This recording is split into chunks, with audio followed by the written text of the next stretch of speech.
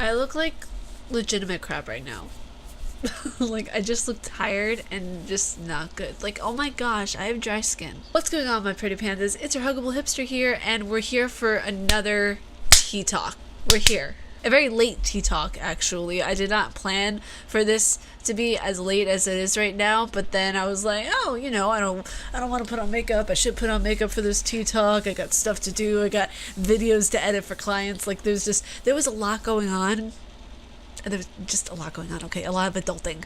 By the way, Pinnacle, you need to up your game, okay? There are fonts that are in Pinnacle that I love, but there are fonts that I wish were just a little more delicate and nice, not kick you in the balls, ready to scream at you kind of fonts. A lot of them have certain things that you love, and there are just things that you wish that they would add to the system to make it a little more, easier to use. It's like, I want to use like a simple transition sound, like a little boop or a little like beep, like something very simple and light. No, what Pinnacle does is they give me this freaking honking thing from outer space that sounds like a guy just farted. I don't need that. Final Cut Pro is one of my favorite editing softwares alongside Pinnacle, but Pinnacle is a lot more complicated if you don't know what you're doing when you're editing. I hate to sound like, all bougie and everything like that. But if you don't know what you're doing and you're a beginning editor, do not use Pinnacle at all. You're just going to get confused. For me, I love using Final Cut Pro to edit vlogs and to edit really just short videos that I really want to put up, but I want to make them look really cute and everything and aesthetically pleasing. There are a lot more things that you can do with Final Cut Pro. I don't know why I'm getting on the topic of editing right now. This is a tea talk for gaming, but the reason why I'm saying all of this is because I'm going to have to get a MacBook Air, which I don't want to shell out like $300+ for a used MacBook Air right now. Not only is it going to be beneficial for the client, it's going to be beneficial for me. So hence why we're doing this. There's just so many things technologically wise that I absolutely need. Like, I need that. I need the MacBook Air. I need to get a new camera because my Samsung, as much as I love Samsung, I love you Samsung, but this camera I've had for 5+ years, it's starting to die out on me. So Samsung, reach out to your girl. Let's do a sponsorship. Let's do something because I would love to sponsor your products, but I would also love a new camera. Just putting that out there. Either a Samsung or a Canon. I really love Canon, but I'm leaning towards more so of a Samsung because for me, I think they're a little more durable. I mean, hell, like I said, this one's lasted me 5+ years.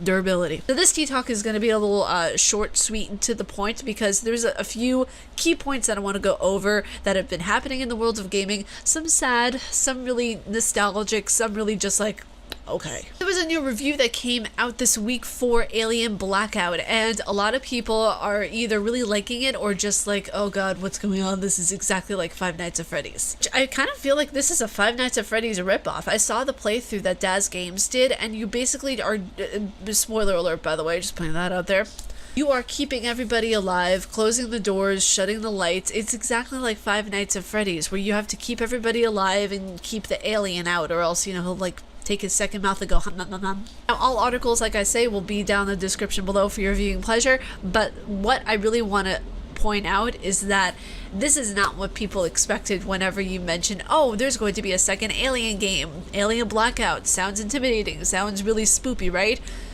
No one expects it to be in the style of a Five Nights at Freddy's game. You expect it to be something horrifying and, a follow-up from the incredible cliffhanger that we had whenever we played Alien Isolation. Honest with you guys, I did not watch the entire video from Daz Games. I saw that it was taking very much the same road as Five Nights at Freddy's. I really got turned off by it, and I was just like, oh god, this is not Alien Isolation. This is just kind of a copy of another game. Like, I don't know, I feel like they could have been a lot more creative and a lot more diverse, especially with the graphics that we have nowadays, to do something continuing the legacy of what the game had to offer. And as you guys know, I'm a fan of the movies, I'm a fan of the game. I really felt like they lost an opportunity to do something really cool here. Now, as a lot of you guys know, Slilent Hill had a birthday yesterday. It turned 20 years old. Oh god, I feel old. Slilent Hill turned 20 years old. Wow. Congrats, Slilent Hill. You came this far, and you still couldn't make a remake of the first game, could you? This is where this next article comes into play, where the header states it's time for the original Slilent Hill to receive a true remake. Now, a lot of this is coming about because Resident Evil 2 just got a remake, and now we're getting information on the internet that might suggest that Resident Evil 3 Nemesis is going to have a remake as well. So why not Slilent Hill? Why won't this game get a remake? Well, let's dive into the article and find out. It's here in the article that nothing stinks fans of Slilent Hill quite like seeing Resident Evil's current triumphs. It's not necessarily out of resentment, you can like both, you know, but it's rather because know that if they handled it right, Slilent Hill could also be revitalized like it's almost promised to be a few years back. Yes, we've had the promise from Konami several times to remake Slilent Hill. Slilent Hill was even out before Resident Evil ever made its existence known. And that's the thing, like, it was the thought of Shinji Mikami, but it wasn't even out yet. It also states here in the article that the crux of this pain inflicted by Resi's revival as a horror force that is indirectly due to the PT demo. We all remember that mishap. Capcom smartly capitalized on its fate to make Resident Evil 7 what... I disagree with that a little bit, honestly. Here we sit on the 20th anniversary of Slilent Hill's debut with no promises on the horizon and no sign of Konami is eager to do something for it.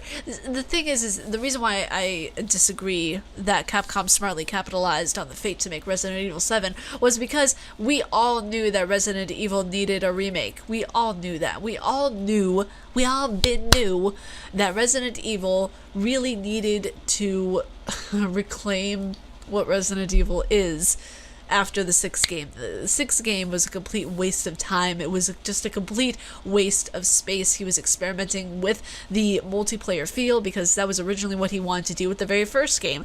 Never got to do it. The technological advances weren't there in the 1990s, so now that he got the chance to do it, hell, why not make a multiplayer dream come true? The third-person horror psychological perspective is the way to go. Stick with what you know, Shinji, okay? That's the main thing that people fail to realize, is that he didn't stick with it because he wanted to experiment. That is my honest to God opinion and theory of what exactly happened, because even he stated that he wanted to do multiplayer for the very first game, so why not try it when you have the capability to do it, which is understandable, but still stick with what goes best with people. But it's also something that brought horror back. Resident Evil is the king.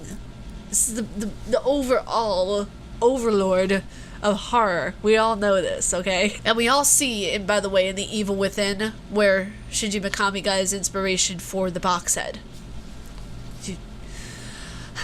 Were they comparing notes over here? Just saying. A coffee sip. That was some tea right there. Oh, honey. It also states here in the article that Konami could, of course, argue that he doesn't need to do anything about it, as it is still healthy and profitable, despite the Doomslayers declaring the death after Konami's debacle, which they're referring to PT in this. I feel like the author needs to make it a little clearer that they're referring to PT, but we all know what happened with PT.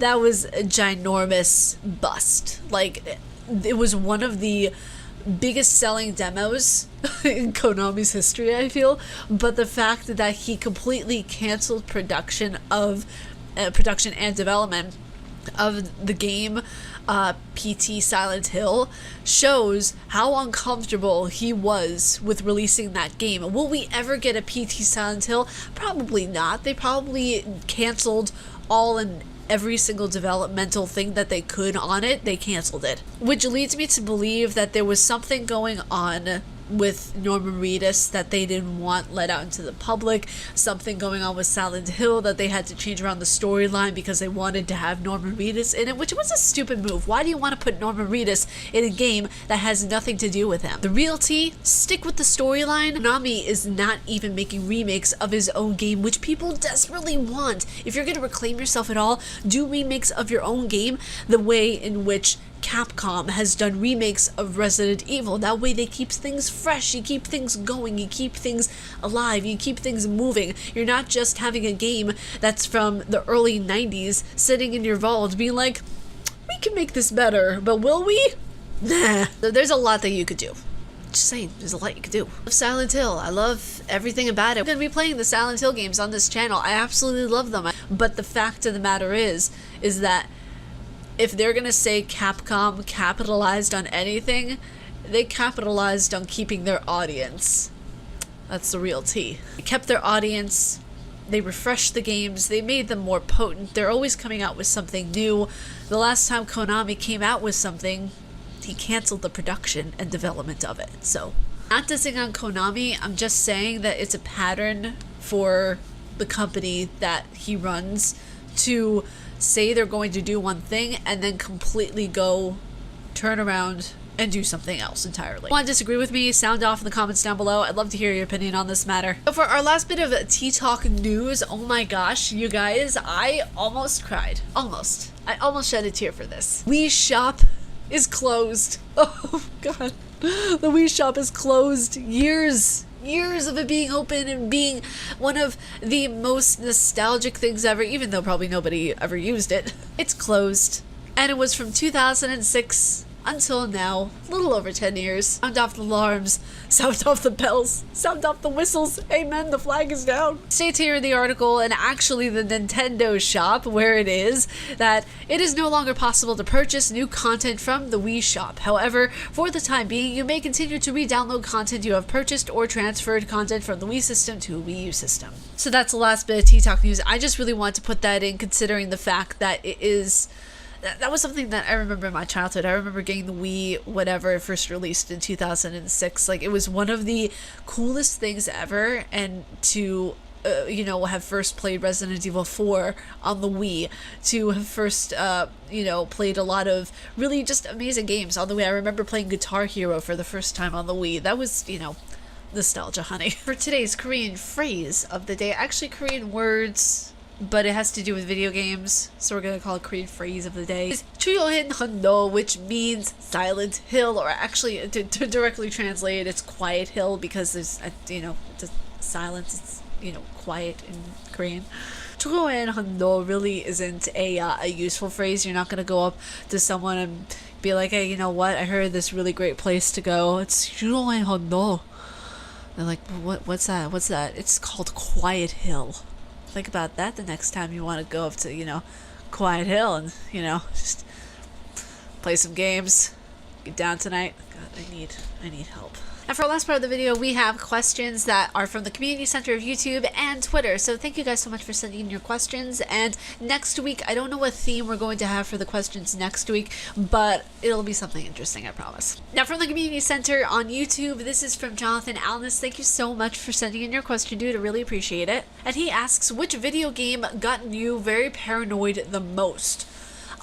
Believe it or not, actually, whenever I first started playing video games, Resident Evil terrified me the most. Like, I know that's very hard to believe considering the fact that I am the biggest fangirl of Resident Evil there has ever been, but it terrified me to a point of where I told my dad, true story by the way, I told my dad, can you please take this and hide it somewhere? Like, I'm getting nightmares from this video game and I want you to hold on to it, that way it doesn't come after me. Like, I was, oh my god, it was so precious because I was like 11 years old at this point. It was after I had played some of it, and I had such a crazy wild imagination at 11 years old.